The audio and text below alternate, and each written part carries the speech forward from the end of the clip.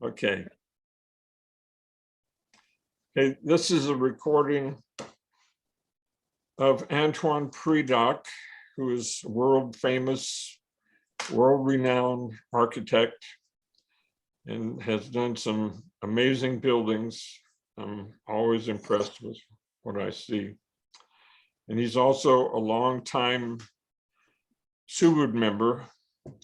And the purpose of this recording is to kind of collect some Subud memories, stories, and history.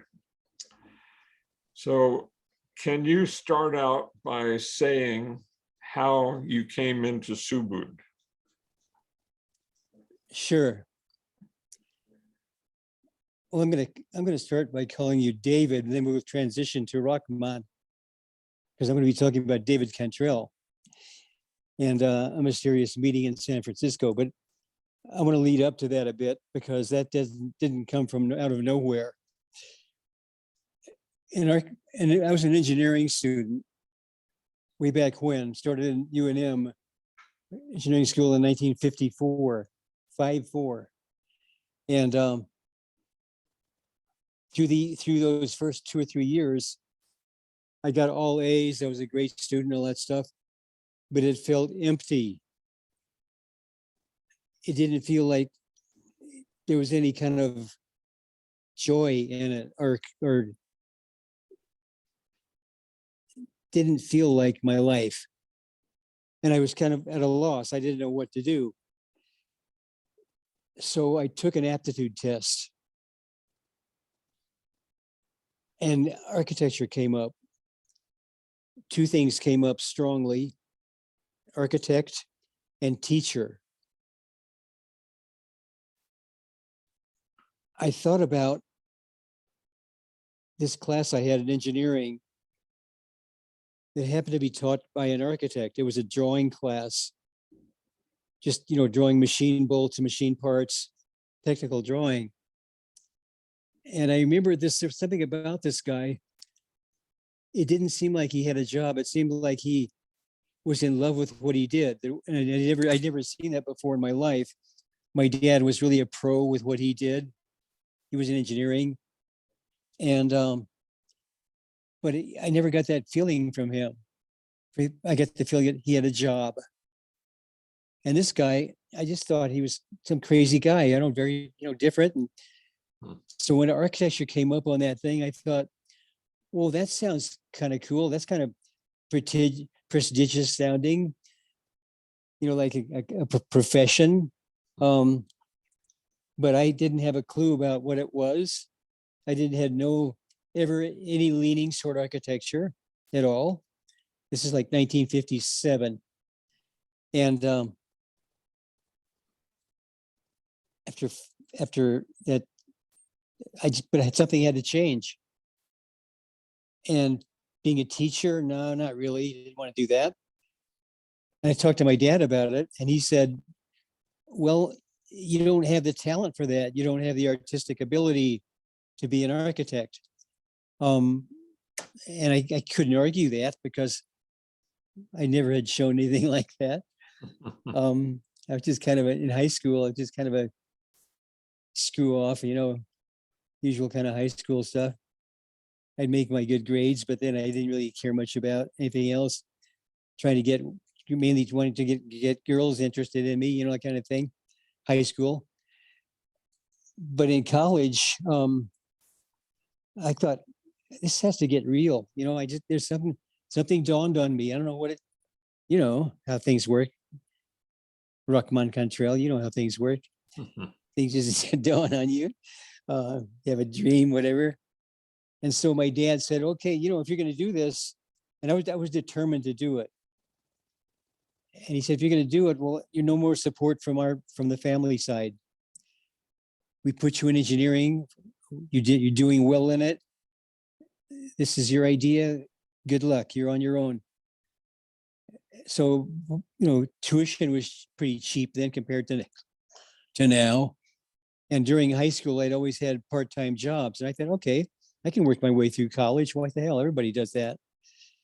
And so I got a job same job I had in high school, gassing airplanes at Albuquerque Airport.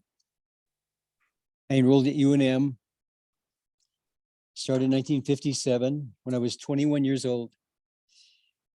And guess who my first professor was? Don Schlegel, the man that I had in a design. It was in a design course, introductory design, and you did little insignificant things. You weren't really doing buildings yet.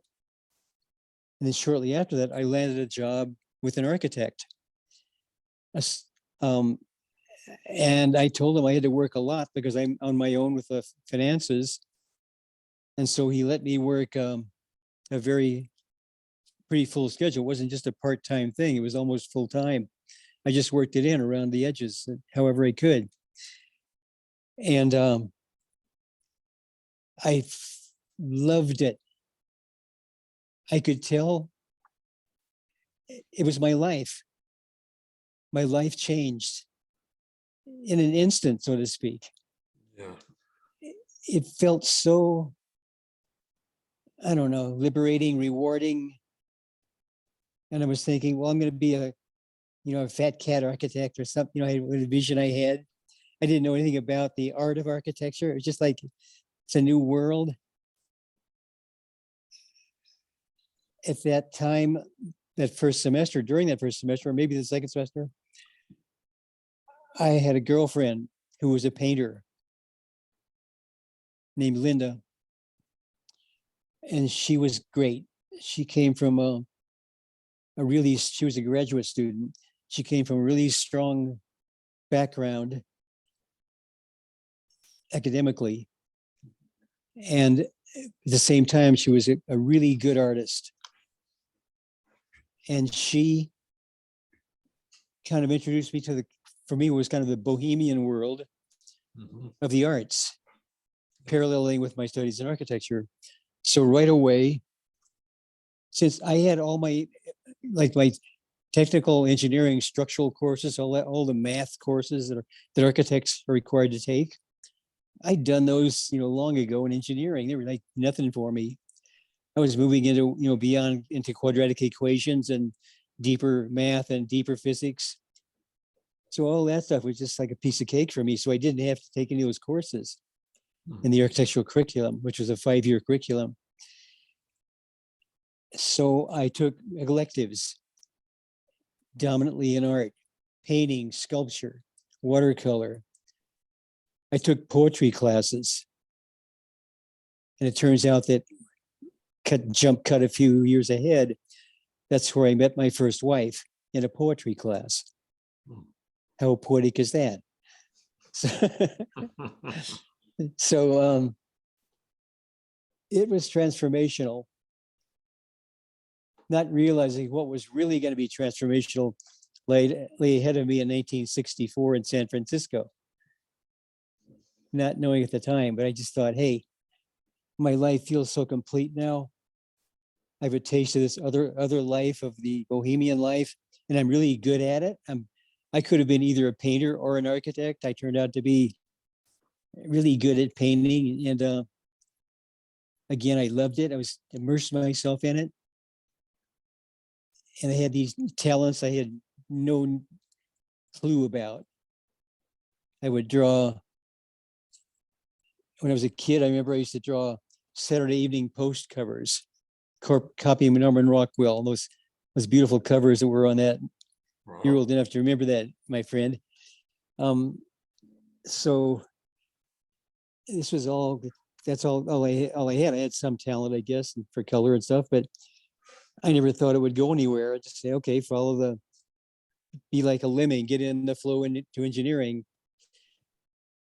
But I have enough sense to think some revelation happened where I had to get something deeper. I had to go deeper with my life. Mm-hmm. So that's step one, right? That realization, there's something deeper. Yeah. I didn't know what that was. I didn't think of it as spirit or religion. I had no religion. Now, if religion comes up in their conversations, I don't mean to dismiss religion, but I think all the contemporary religions are just so bogus and so twisted and beyond what the great prophets had in mind. It just makes me sick to even think about it. So I've never had a religion, but I'm religious as hell. Yeah. How about that? Can I put it that way? Yeah. I am religious. Are you a practicing Muslim? I am not. At one time I was going to a Christian church, but in my early days I was searching for something, and I tried very different religions and nothing satisfied me until I Yeah. found Subud. That, Well, I didn't try anything because I just wasn't interested. yeah. Here's kind of just how I jokingly put it. My dad was from Catholic background. My mom was from Protestant background. Kind of dad's side French Canadian and Euro, and my mom's side Missouri Ozarks preacher's family who came across from South Carolina. Early arrival in the country. And he canceled each other out. Neither one of them were interested in their religion that much. And they certainly didn't want to impose it on me. So I never went to study school. I never had any kind of Christian stuff like jammed down my throat, except you just kind of get it by osmosis being an American. But I never bought into any of that stuff. So I was there kind of like, okay, what else is there, in life? So during architecture school, there was a guy, a classmate of mine that we got pretty tight, and we got into, he smoked pot and had his way of getting into some other level, but I never was interested in that. I never did it. I've never had a joint or a cigarette in my life, and I never plan on it. I do take CBD oil though, because it helps me sleep. You should try it, man. It's really good. It doesn't get you high though. That doesn't have the psychoactive part of Okay. Cannabis. But and I know you've had weed experience. I just know that from what you told me early on. But I don't know that. I didn't know anything about that kind of thing. Those levels of but what he and I got interested in was the book by, and we were top of the class as designers. This is probably like, I don't know, what year would it be? Second year in architecture, maybe third year out of 5. And Lawrence and I talked about poetry and deeper ideas, and he mentioned Huxley's Doors of Perception. Aldous Huxley wrote a book recounting his experience with psilocybin mushrooms, and LSD was in the wind then. And I kind of tabled it. I thought, oh, interesting. I read an article in Playboy how these two guys, Alpert and what's the other guy's name? I can't remember. I'm talking about. Alpert became Baba Ram Das, and the other guy. Anyway, they were at Harvard teaching a class on whatever they were doing. I don't know. And I was going to. I just said I was going to do further graduate studies at Harvard, so I got accepted, and I went there.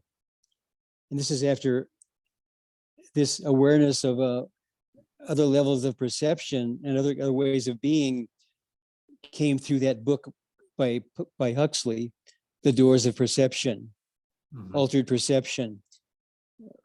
To a young person, that sounds really good. It's like somebody telling you about LSD, I guess, and saying, hey, mate, I gotta try that. It was the 60s, and that kind of stuff was just in the wind. This would be early 60s, like way early, like maybe 59 or 60. So that was in my head. I went to Harvard. I didn't like my my professor, my grad school professor. I stuck with it. I got a rooming house. In Cambridge. And in the rooming house, there was a whole mixed bag of people. There was a secretary working in downtown Boston. There was a woman who kept talking about how she really enjoyed heroin. There was a dude there who seemed like a proto-terrorist to me, a Middle Eastern guy who talked that kind of stuff up. And it was this wonderful mix that you get, around places, hotbeds of education like that.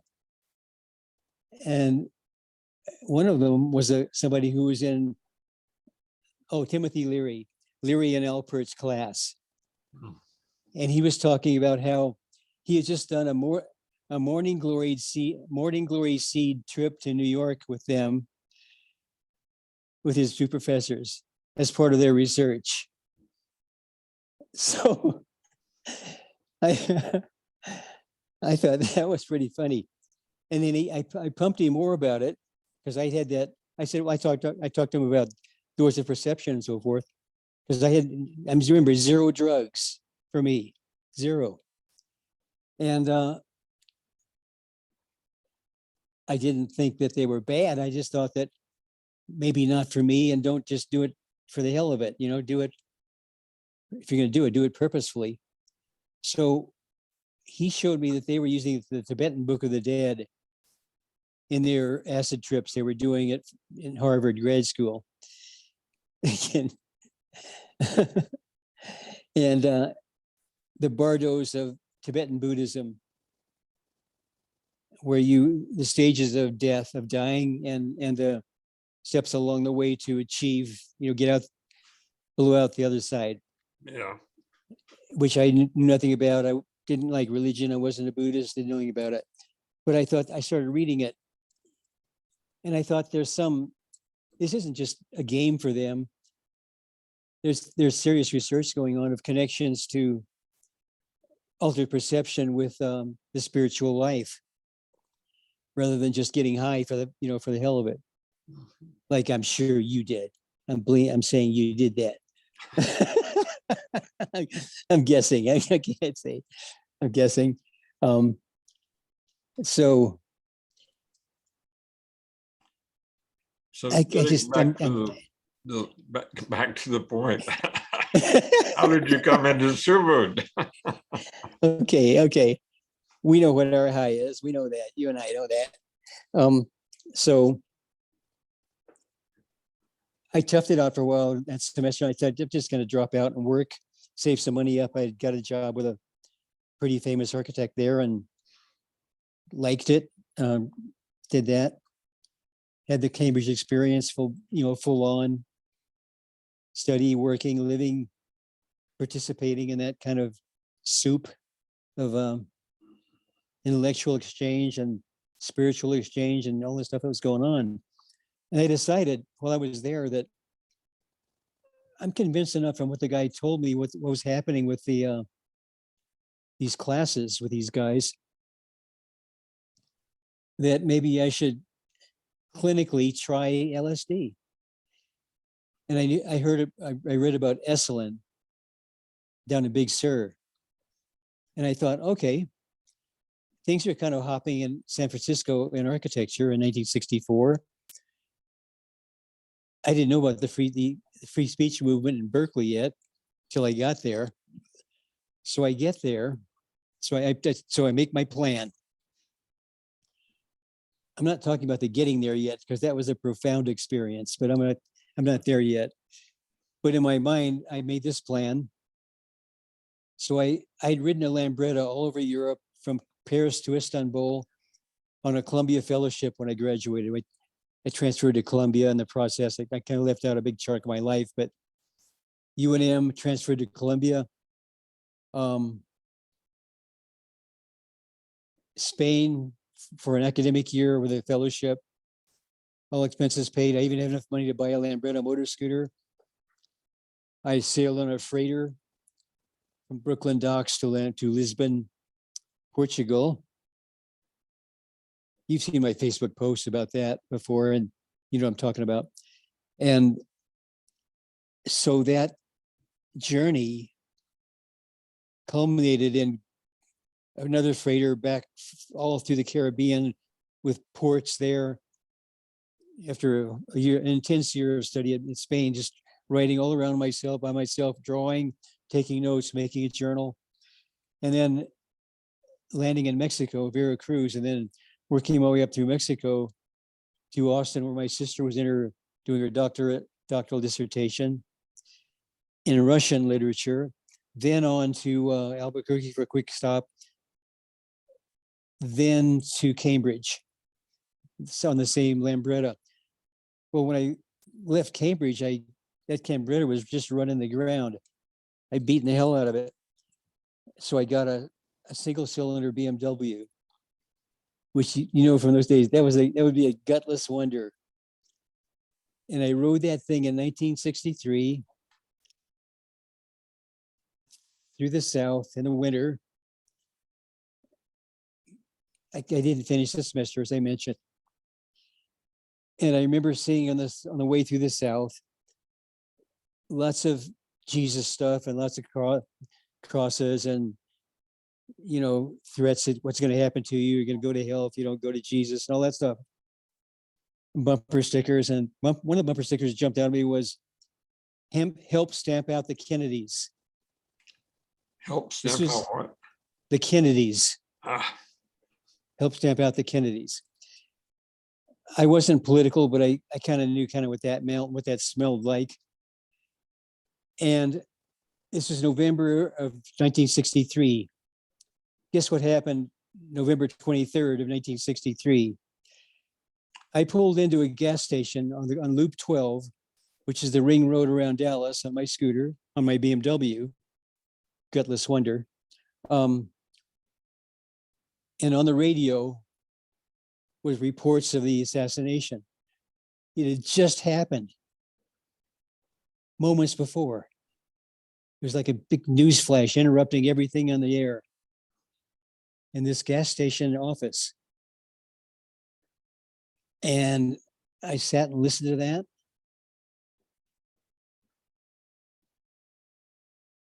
And, you know, I wasn't a big fan of anybody politically because I was married to architecture now. That was my wife. That was my life, period. I wasn't interested in politics. My parents were hardcore Republicans, and so I assumed that's what I was too. I didn't know the difference. But I knew that Kennedy was an really important, different animal than before. I knew that for sure, without going much deeper than that. So I progressed on to Fort Worth, where my parents were staying at the time, were living. So my dad was then with Bill Helicopter, and, you know, precursor to the Vietnam War. They were making Huey helicopters, all that development stage for those. And my dad had a job there. He came down from St. Louis, where he was in the aircraft industry up there. I remember my mom saying, "Oh, we hated him, but they shouldn't have done that." You know, like kind of lame reaction like that. So that's settling into my system that a president could be murdered, you know, and then the aftermath, the Jack Ruby stuff and all that stuff, is even more shocking. But I'm on my way to San Francisco, and it is an inexorable force leading me there. And there were a couple of hot architects teaching at Berkeley. I took off from Albuquerque. Now, the gutless wonder didn't cut it. What I saw was, hey, a motorcycle is a different ball game from a scooter.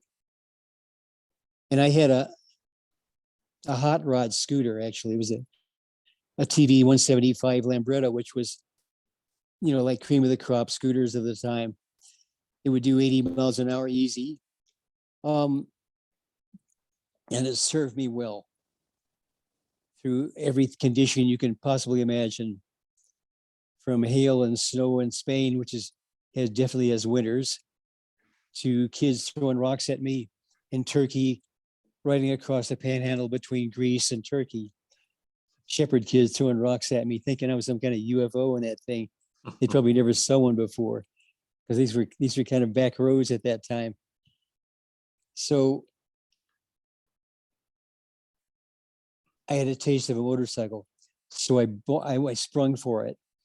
I had the cash from my work in Cambridge. I got a BMW R69S/2, a 1964, a badass motorcycle, 600 cc's. You know what I'm talking about? Yep. And I think maybe that caught your eye. So I ride across the country. I'm riding across the Mojave. I think that was my first motorcycle trip across the Mojave, one of many to come. But I remember how hot it was. It was, it was summer. And I remember and there was Highway 66, there was no freeway. And I remember taking my shirt off and riding, and that didn't even help. It got hotter. And so I decided I would crash in a cheap motel in Amboy, California. Now, Amboy is not famous for anything, except maybe I slept in that motel. and decided, that's when I decided to sleep during the hot part of the evening, get up about 1 a.m., 2 a.m., hit the road with my shirt off. And it seemed like it got hotter with my shirt off than with it on. So I put my shirt back on. And so I continued to San Francisco. Now, I don't remember any detail between Amboy, California and pulling in. I think there was probably a stop somewhere else, I'm guessing. Maybe not, because I was riding 600-mile days in that day. I didn't care how far I went. The joy of the road, which you know about, you know how that is on two wheels. Nobody can understand that. When we bikers talk about that, they think, oh, you're just, what a bunch of BS that is. It's real, it's true. There's a detachment and a meditative quality about being on a bike at speed. You can't think about all your troubles and stuff because you're focused. You're gonna die. Yeah. Period. There's this unconscious thing takes over. An autopilot says, hey, wait a minute, you're in a different situation now. You got to keep a certain focus. You can think about stuff, and ruminate and all that. But so I'm pulling into San Francisco, and I don't remember what road I came in or anything. I have no idea where our encounter was in the city. I pulled in, and for some reason on a street corner, I think my impulse was to stop. I saw some young people, meaning you, and don't tell me because I want to test my senior brain here. Veronica, were young people. You looked hip to me. I said, hey, where's a cheap place to stay or something like that. That was my opening line. Just, hey, how you doing? I saw you kind of scoping my bike out. I think I picked up on that a bit. And because it was like a big tank, it was a very unusual Beamer. It had an 8-gallon tank on it, a Heinkel tank. And you could see I was a serious road guy, all the gear. I wasn't messing around. It wasn't just kind of like a Hell's Angels blowing through or anything like that. So I don't know whether, when I'm going to say David right now. When I met you as David, I don't think either one of us understood fully how all this works. You were fairly recent to Subud. Now we've seen all kinds of recountings like something like this from people about how they landed there. And I thought, you aimed me toward kind of like Upper Fillmore, the fringes of the ghetto where it might be affordable rent. Mhm. And in fact, I found that place in that corner, like a corner room of Victorian that had been cut up at Hayes and Steiner. And the Fillmore was full on then with, like a full on ghetto, with all the horrors and all the excitement at the same time of that area. And got my job. I thought, and for you, you're just like a passing acquaintance. The guy aimed me the right direction. I found something over here. I never thought anything about you. Nothing stuck that, hey, this was a man that would change my life forever. I never got that feeling. And then you kept turning up. And to you, on your side of the story, it's the same thing. Hey, this guy Antoine keeps turning up, or Tony at that time. You're probably wondering what's going on yourself, right? Yeah. Right? The two-way street of mystery.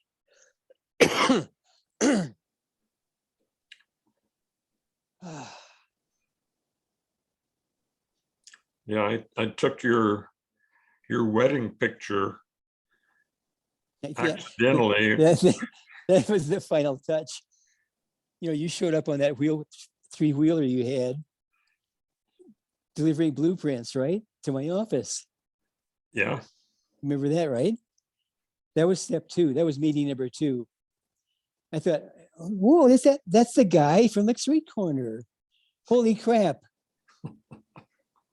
That's David. And we kind of connected and said hello and blah, blah, blah. Yeah. Did we, after that meeting, before the wedding, okay, did we make any agreement to see each other or connect or anything? I don't think so. I think it was just like a transactional thing. You were bringing some blueprints in. Then I got lonely for Jennifer in San Francisco. And I finally gave in and popped the question. And she was at that time, after being a very successful dancer with the Metropolitan Opera Ballet in New York, had decided to switch to modern dance, come back to Albuquerque, where her parents lived and worked. And we connected there in that poetry class. So we had that romance starting in probably, before I went to New York. That was back in 1960. So we'd known each other by then 4 years and on and off. But she was my woman. And so she came out. And against all family wishes, we just, under the radar, went to City Hall and did it. Walked out of City Hall, and there you were. Holy shit! I thought, holy shit, this guy again? What's going on here? Now, maybe you can help me now, because then I remember the next. So we cut to talking about meeting with you, maybe for a coffee or a beer or whatever it was. I don't know what it was. And talking about life. And I guess there was a subliminal realization on my part, and maybe more overt on your part, that something was going on here, something way deeper that none of us really know about yet. And this guy, this Tony doesn't know about, because you had it. So I think you kind of played along that way, not trying to guide me too much, or, I've never proselytized Subud, and you never have either. And I didn't get that vibe from you ever about it. I think we were,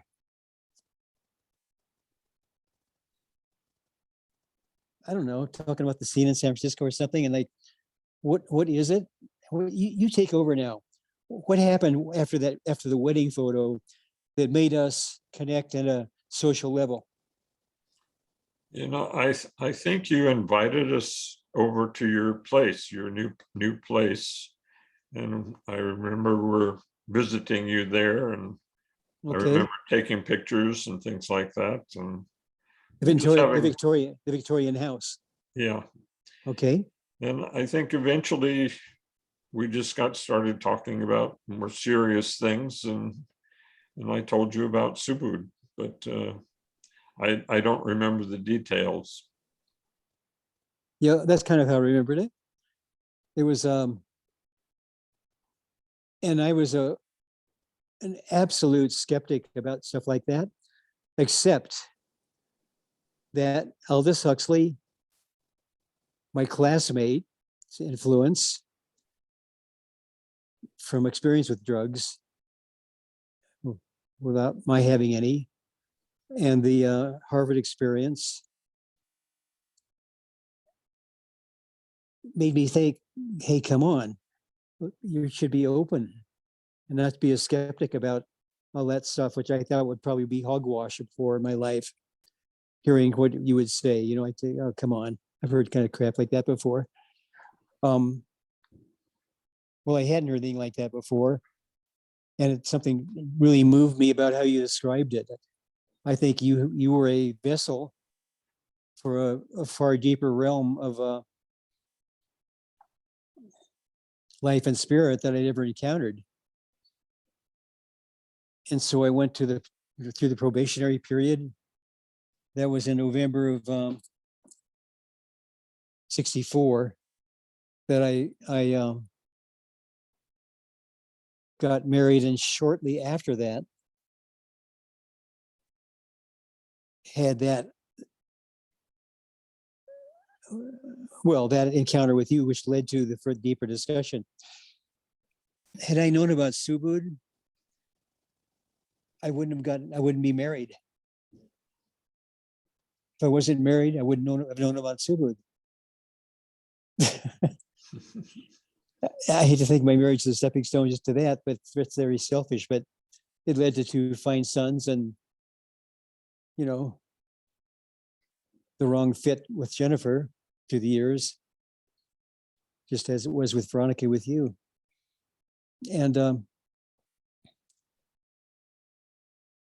so thinking back, I think it all kind of falls into place, right? Yeah. Like like the masters say, don't overthink it. So I have another question. How do you think being in Subud has affected your work, your architecture? I gotta explain something to you about my health right now. Sorry about the coughing. This is an absolute secret to the world because I don't want my clients to find out. I've got pulmonary fibrosis, the kind that is called idiopathic, where they can't know where it's coming from. And it's a death sentence. It's a slow motion drowning where your lungs scar, like from COVID. Your lungs scar over time and you're gone. I was diagnosed a couple of years ago. And the usual thing is you got 3 to 5 years to live. I'm actually in my third year, well into my third year now. And I'm totally challenged with my breathing, my strength, just doing things.